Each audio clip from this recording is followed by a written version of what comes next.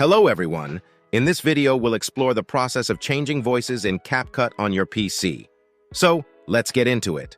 Open Capcut on your PC. If not installed, download it from the official website. Either open an existing project or create a new one by clicking on Create Project.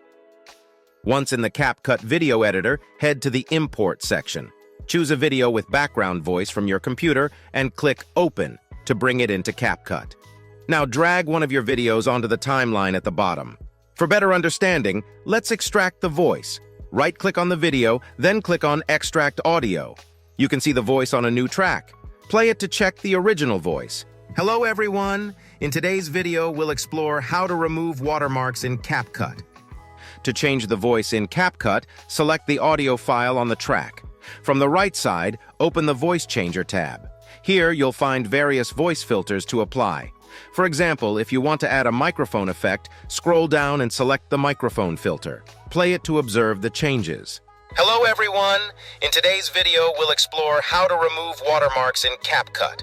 So let's get Adjust the strength of the applied filter by sliding the line on the slider. Started. Firstly, navigate to the Capcut app and tap on the icon to open it. Explore some voice characters. Open the Voice Character tab and select a character to change the voice.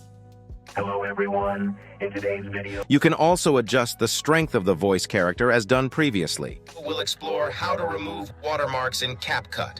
If you want to revert the changes, simply choose the original option in both Voice Character and Voice Filter.